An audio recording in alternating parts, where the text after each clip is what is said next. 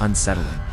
Tonight's tale is a personal one, something that happened to me, and it still sends shivers down my spine every time I think about it. So grab a warm drink, get cozy, and maybe double check your locks, because this is the story of why I stopped running on my favorite forest trail. For years, I lived in this charming little town in Oregon. It was the kind of place where everyone knew everyone, and the biggest excitement was the annual town fair. After work, my routine was sacred, a run. Not on a treadmill, no way. I needed fresh air, the scent of pine, and the rustle of leaves underfoot. My sanctuary was this long, winding forest trail behind a local park. It wasn't popular, which was exactly why I loved it.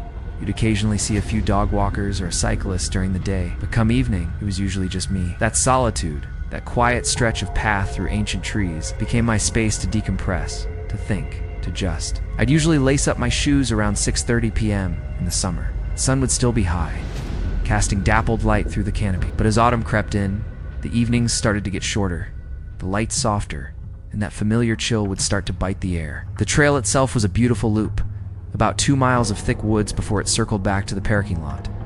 For the first few months, everything was completely normal, peaceful even. My runs were a highlight of my day, a way to connect with nature and clear my head. But then came late October. You know that feeling, right? The days getting noticeably shorter, the leaves a riot of color before they surrender to winter. There's a certain melancholy beauty to it. So one particular evening, I pulled into the parked parking lot ready for my run. I parked my car in my usual spot, did my stretches, and as I straightened up, something caught my eye. 2 spots over, tucked away almost out of sight, sat a white pickup truck. Now, this truck was memorable. It was a beat-up old thing, paint scratched to hell, and the passenger side mirror was completely missing, just a jagged hole where it should have been. What really made it stand out, though, was the lack of plates. Not just no front plate, no plates at all. I peered inside, but the windows were dark, and I didn't see anyone. I just shrugged it off. Maybe it belonged to a hiker who'd gone in earlier and just hadn't returned yet. I figured it was just some old truck that had broken down, and its owner was probably already on their way back. It was a minor detail, easily forgotten as I started jogging down the trail. The woods were already dim. The sun was truly setting earlier now, and the air had that cold, quiet stillness that always precedes nightfall in the forest. It was a beautiful, crisp evening, the kind that makes you feel alive. I started my run, the rhythm of my feet on the fallen leaves, a comforting sound. I ran about half a mile, my thoughts drifting, when I realized something unusual. I hadn't passed a single person. Not even the usual dog walkers who sometimes lingered a bit later. The trail was utterly deserted. Then I heard it. Behind me, a soft sound, almost rhythmic.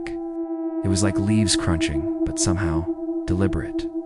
My music was playing softly through my earbuds, so I paused it just for a moment. I slowed down, turning my head. Nothing. Just the empty trail stretching back towards the parking lot, swallowed by the deepening shadows. It must be an animal, I thought, and started running again. The woods out here were full of deer, raccoons, all sorts of critters. But after a minute or two, I heard it again. Crunch, crunch, crunch. This time, it was clearer, distinct, like someone lightly stepping through leaves, matching my pace, just a little behind me. My heart gave a little flutter, but I tried to rationalize it. Still, I spun around again, looking further into the gloom. Still nothing. The trail remained empty. My imagination must be getting the better of me, I decided. It was getting dark. I was alone.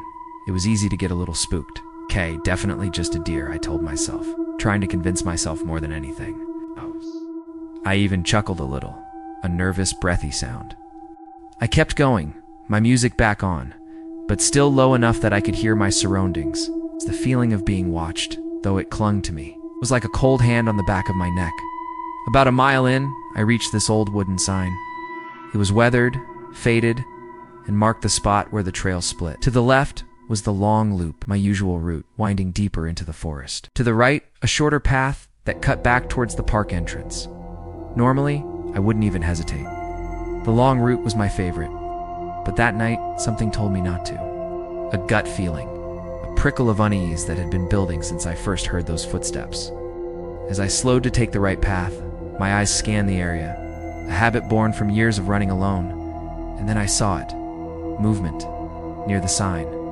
There was a man, standing perfectly still, behind the sign. At first, my mind tried to normalize it. Another runner, maybe just taking a break, but he wasn't wearing running gear, wasn't looking at his phone. No headlamp, no water bottle, just standing there, perfectly straight, half hidden by the thick wooden post of the sign. I froze mid-step. My breath hitched in my throat. The air grew impossibly colder. "Hey," I called out, my voice trembling slightly, louder than I intended. "You okay?" He didn't answer, didn't move. He just tilted his head to the side, slowly, almost mechanically. The shadows from the trees fell right across his face, making it impossible to distinguish any features. All I could really make out was that he was taller than me, by at least a foot tan he was wearing, what looked like an oversized, dark gray hoodie. The hood was pulled up, further obscuring his face. That unnatural tilt of his head, the absolute silence from him, it was chilling. It wasn't a friendly gesture, it was predatory. Every single instinct in my body screamed at me, "Run." My heart was pounding so hard I could feel it in my ears. I didn't wait for another second. I spun on my heel, forgetting about the shorter path, forgetting everything but escape. I ran back toward the parking lot faster than I ever had in my life. My lungs burned immediately, but fear was a potent fuel. I hadn't gotten far, maybe 100 yards, when I started hearing it again. The footsteps, only this time they weren't soft. They were louder, closer, and they were fast. Each crunch of leaves felt like a hammer blow against my eardrums. I didn't dare look back. I couldn't. I just focused on the path ahead, pumping my arms, driving my legs, adrenaline coursing through every vein. I could hear the crunching getting faster, too, like he was running just as hard, just as fast as I was. It was a terrifying symphony of pursuit. The trail curved left and opened up for a short stretch where the trees thinned out a bit. I risked a quick glance over my shoulder. He was there, exactly where I knew he would be. Same gray hoodie, still pulled up tight, in his head. It was still tilted slightly to the side as he ran, like his neck didn't move properly. Like a broken doll. It was the most disturbing sight I'd ever witnessed. My blood ran cold. I bolted. My lungs were screaming, on fire, but adrenaline pushed me past any physical limits. I could see the faint, welcoming glow of the parking lot lights ahead, a beacon of safety through the trees. It's just 100 yards more. 50. My legs felt like lead, but I didn't stop. I couldn't stop. When I finally burst out of the woods, stumbling onto the asphalt, I didn't slow down. I sprinted straight to my car, fumbling for my keys. My hands were shaking so badly that I dropped them twice before finally, mercifully, getting them into the ignition. I slammed the door shut, hitting the lock button so hard I thought I'd break it. And then I looked out the windshield. The parking lot was empty. Completely empty. The white pickup truck with no plates was gone. I sat there, gasping for air, chest heaving for what felt like an hour. My body trembled uncontrollably. I watched the tree line, my eyes darting from shadow to shadow, convinced he would emerge. But he never did. The woods remained silent, still, just like they had been that night before he appeared. I didn't call the police. What would I even say? The guy looked at me weird in the woods. It sounded ridiculous, even to me. But the next day I couldn't shake it. I felt violated, scared. So, I decided to confide in one of the park rangers. I told him everything about the truck, the footsteps, the man behind the sign, the way he ran. He listened intently, his face growing serious. When I finished describing the man in the gray hoodie, the ranger frowned, a deep, worried frown. "You probably shouldn't be running that trail alone right now," he said, his voice quiet. "We've had reports of someone living out there." My stomach dropped. I felt a cold wave wash over me, far worse than the fear I'd felt the night before. Apparently, several people had seen a man matching my description wandering the forest. Sometimes standing near the trail at dusk, sometimes just watching. He told me they'd gone out searching a few times after reports came in, but they never found him. He was like a phantom. That conversation cemented it for me. I haven't gone back to that trail since. Not for a run, not for a walk, not for anything. But the story doesn't quite end there. About 2 weeks later, I was scrolling through Facebook, catching up on local community posts, and then I saw it. A post from another runner. It had a photo of the trail entrance, the very spot where I'd parked my car. The caption was a warning. If you see a white pickup parked by the woods, don't go in. I was followed last night. Tall man, gray hoodie. He didn't say a word. My blood ran cold for the second time that month. It was him. That was his truck. That post got deleted a few hours later. I don't know if the person took it down themselves or if it was reported, but it vanished. Now when I drive by that park, which I still do sometimes, I can't help but glance into the parking lot. And sometimes, there it is. That same white truck. Beat up, missing a mirror, no plates, always empty, always parked facing the woods. And I can't help but wonder if he's still out there, waiting, behind that old trail sign, for the next person to take the long path. So, that's my story. It still gives me chills. Have any of you ever had a similar unsettling experience on a trail or a quiet road? Let me know in the comments below. I'd love to hear your experiences, and maybe we can all feel a little less alone in our creepy encounters. Today I've got a story for you that still sends shivers down my spine, even 2 years later. This isn't just a spooky tale I heard. It's actually happened to me when I was living in Pennsylvania. Get ready, because this one's a true encounter. So, I've always been a morning person, especially when it comes to jogging. There's just something incredibly peaceful about running before the sun even thinks about showing up. It's quiet, it's cold, and the world feels empty in the best way possible. It was my time to clear my head, plan my day, and just breathe. My go-to route involved a charming little forest trail that eventually led out to an old, weathered steel bridge crossing a river. This bridge was a decent stretch, maybe half a mile long, with these narrow sidewalks on both sides, and lining those sidewalks were these dim yellow lamps, but they never all worked, which just added to the whole atmosphere. Most mornings, it was just me, the gentle rush of the water below, and the rhythmic echo of my own footsteps. Pure solitude. But then one morning, that solitude was broken. I met someone I genuinely wish I hadn't. It was late November, and the air was absolutely biting. The kind of freezing cold where your breath clouds in front of you like a mini fog machine, and every tiny sound seems amplified because of the deep silence around you. I started my run a little earlier than usual, around 5:20 a.m., just as the sky was beginning to hint at a faint pale gray. As I approached the entrance to the bridge, something caught my eye. About halfway across, there was another runner. This in itself was unusual. Even more so, he was wearing a bright orange hoodie, the kind designed with reflective stripes for early morning visibility. I remember thinking, wow, someone else finally discovered my secret route. I'd honestly never seen another soul out there at that hour. A small smile touched my lips. I was kind of intrigued, figured I'd probably pass him at some point, maybe even offer a polite nod. But as I slowly but surely started closing the distance, something about his running style began to seem ... off. Deeply unsettling, actually. He was moving incredibly fast. I mean, faster than I could sprint at my absolute peak, but his form was just all wrong. His strides were far too long, almost inhumanly extended, and his arms were stiff, not swinging naturally like a runner should, and his head. It didn't bob with the motion of a normal person running. It was like his entire body moved as one rigid unit, jerking slightly with each powerful, unnatural step. At first, I tried to rationalize it. Maybe he was doing some kind of advanced, super intense training drill, or just had a really unique running style. But then, I blinked, and in that split second, he was suddenly much, much farther away. It was like he'd covered 20 feet in an instant, without me even perceiving the movement. That's when a jolt of confusion went through me. I actually stopped for a second just to process what I thought I'd seen. I shook my head, tried to shrug it off as my eyes playing tricks in the low light, and kept jogging. But by the time I reached the middle of that long metal bridge, he had completely vanished. Poof, gone. No sound of footsteps fading into the distance. No glimpse of his orange hoodie. No sign of movement whatsoever. Nothing. That was the very first time I truly, deeply felt uneasy on that bridge. You see, the bridge has these tall metal railings on both sides, and beneath them, it's a good 50 feet of open air before you hit the river.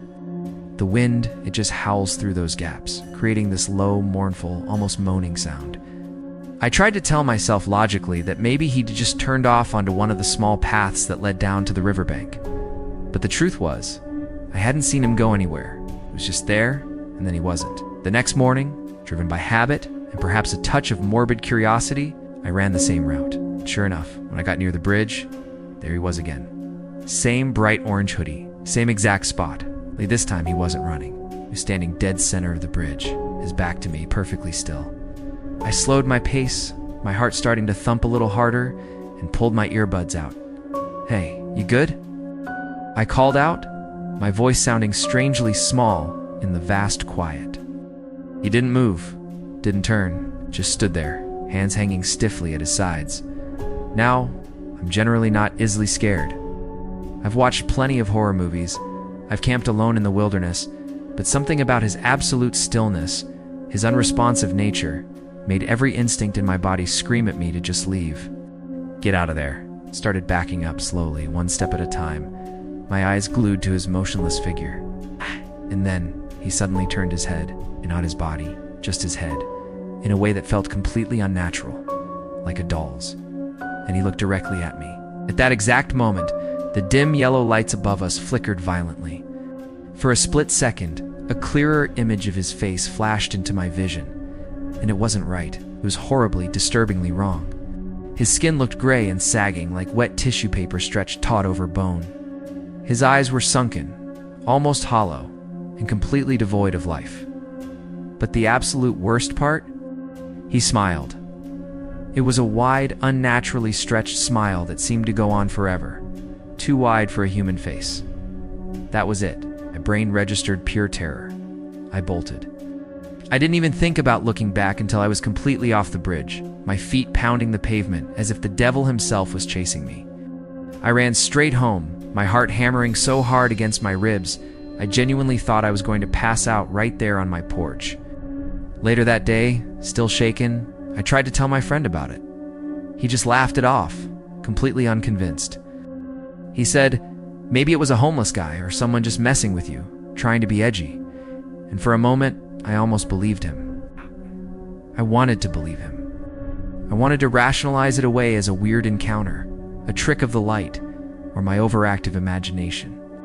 But then, the very next morning, my curiosity, mixed with a lingering dread, got the better of me. I told myself I wasn't going to run that route again, no way. But I found myself driving in that direction, just to see. And when I reached the bridge, there it was. Yellow police tape, stark against the gray metal, wrapped around the railing. 2 patrol cars were parked nearby, their lights silently flashing, casting an eerie glow. One of the officers waved me away when I tried to even slow down near the tape. Later that day, the local news confirmed my worst fears. The headline was chilling. Body found in river below county bridge. The article went on to say, authorities believe the man may have jumped sometime before dawn. And then they showed a small, blurry picture. A picture of a man wearing an orange hoodie. That image, that blurry photograph, has haunted me ever since. The article stated he'd been missing for almost a week before they found him. I tried desperately to convince myself that maybe I'd seen his ghost, or that my brain was just playing tricks on me because I'd read about him afterward and connected the dots. It had to be that, right? My mind trying to make sense of something inexplicable. But here's the part that truly messed me up. The part that makes me question everything I thought I knew. A few mornings later, I was driving to work, specifically trying to avoid that bridge. But as I passed it, curiosity, that terrible insistent urge, made me slow down just a bit. I shouldn't have looked, but I did, and there he was, standing on the railing in that same unmistakable orange hoodie. His arms were spread slightly, as if he were balancing on the narrow edge, 50 feet above the churning river. And as my car drove by, his face turned towards me. Just like that morning on the bridge, I slammed the gas pedal to the floor. I didn't look back. I haven't run that route since. And honestly, I don't think I ever will again. But sometimes, when I'm driving home late at night and my headlights sweep across that old, dark bridge, I catch a glimpse of movement on the sidewalk. Just a flash, figure in orange. And for a fleeting moment, it really looks like he's running again. Hey everyone, and welcome back. Tonight we've got a story that's going to make you think twice about your evening jogs. Especially if you live somewhere a little, shall we say, secluded. This happened just last spring, and I swear it still gives me chills. After this, I don't run after dark anymore, period. So I live in a small town up in northern Illinois. There's this really long country road there. Just cuts right through fields, and eventually ends near some old houses and a patch of woods. It used to be my absolute favorite place to run. It was so peaceful, hardly any cars, and I loved watching the sunset paint the cornfields with color. At peace, though it didn't last. One evening, around 8:30, I decided to squeeze in a quick run. It was early April, chilly but not freezing, and the sun was just dipping below the horizon. I didn't even bother with my phone, thinking I'd be back in half an hour. Just me, the open road, and some music. About 10 minutes in, I noticed a pair of headlights pop up behind me. Now, that's not usually a big deal out there. You get farm vehicles, trucks, but something about this one felt off right away. This car wasn't passing me. It was crawling, slowly, maybe 50 or 60 feet back. I moved over to the shoulder, giving it plenty of room to go by, but it didn't. I could hear the distinct crunch of gravel as it matched my pace perfectly. After about a minute of this, I finally turned around. It was an old, dark sedan. Looked like a 90s model. The headlights were dim, and those windows tinted black. I waved my arm a little, go around. Nothing. The car just kept rolling forward, steady and slow. At this point, my heart really started to pick up. I thought maybe they're lost, looking for an address. But then the driver flashed their high beams, twice. No horn, no signal, just 2 quick flashes. I didn't know what that meant, but this awful feeling just washed over me. I picked up my pace, running faster towards the next turn. It was a small gravel road that led back towards the main highway. When I made the turn, I risked a quick glance back. The sedan had stopped completely. Headlights off now, just sitting there in the dark. I kept running, checking over my shoulder every few seconds. The road curved behind some trees, and when I looked again, the car was gone. Tried to calm myself down, telling myself it's probably nothing. Maybe they pulled over to take a call. That calm, it lasted maybe 30 seconds, because as I finally started to slow my pace, I heard it again, that slow, deliberate crunch of tires on gravel. I spun around, and there they were, headlights reappearing behind me, closer this time. The exact same car. That's when I stopped pretending everything was fine. I sprinted, full speed ahead towards the main road. There were houses maybe half a mile further up. I just needed to make it there. The sedan sped up. I could hear the engine getting louder, closer, right behind me. Without thinking, I veered off the road and plunged into a small field, hoping to lose them in the tall grass. But those headlights swerved right with me, the car following. It stopped right at the edge of the field, maybe 20 feet away. The driver's door creaked open, and a man stepped out. Even from that distance, I could see he was tall, thin, wearing a dark jacket and a baseball cap pulled low. He didn't say a single word. He just stood there, staring straight at me like he was studying me. Then, in one fluid motion, he reached into his pocket and pulled something out. I couldn't see what it was, but that was all I needed to see. I bolted. Through that field as fast as my legs could carry me towards those houses. My lungs were burning, my legs felt like fire. I didn't stop until I burst onto the first driveway I saw. The house lights were off, but there was a pickup truck parked outside. I ran right up to the door and started pounding, screaming for help, yelling at the top of my lungs. No one answered. I spun around, gasping for air, and I saw the car again, parked on the road now, engine idling. The driver was still outside the car, just standing there under the streetlight, watching me. That's when the front porch light of the house finally flicked on, and an older man opened the door, holding a flashlight. I spun around again, pointing wildly towards the road, yelling that someone was following me. But when he looked, the car was gone. Completely gone. No taillights, no sound, nothing. Les's heart let me inside, gave me some water, and called the sheriff. They drove me home that night and patrolled the area for a while, but they didn't find anyone. No car matching that description, no footprints in the field. I didn't sleep a wink that night. The next morning, I drove back to the area in daylight, just to convince myself it wasn't as bad as I remembered. But there, on the side of the road where I'd first seen the car stop, I noticed something chilling. Fresh tire tracks that led off the road into the dirt, exactly where I had run into the field. Lying right beside them was something small and shiny. I picked it up. It was an old metal keychain, a small worn-out tag with the words Tate Motors etched into it. Now, Tate Motors is a local junkyard, maybe 15 minutes from town. Later that day, curiosity just ate at me, so I drove out there. It's one of those places, hundreds of old cars stacked high. A guy in a grease-stained jacket came out when I asked if anyone drove a dark sedan from the 90s with missing plates. He just laughed and said, "Buddy, every car here looks like that." But then his expression changed. He scratched his chin and said, "You said dark sedan?"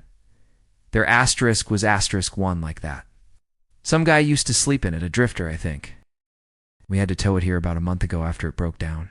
It's been sitting in the back lot since. My heart just dropped into my stomach. He pointed me towards the rear of the lot. I walked back there slowly, the smell of rust and oil heavy in the air, and there it was, an old, dusty black sedan. Same dented front fender, same faded paint. I peered inside through the cracked window. On the passenger seat, covered in a thick layer of dust, was a baseball cap. And hanging from the rearview mirror, another keychain, same tag, same Tate Motors engraving. The man from the junkyard noticed me staring. He said quietly, "Whoever was living in that car disappeared about 2 weeks ago. We haven't seen him since." I didn't say a word, just turned and left. That night, I couldn't shake the feeling that he was in gone, that he just found a new car. It's been almost a year since that night. I've actually moved towns and I only run during the day now.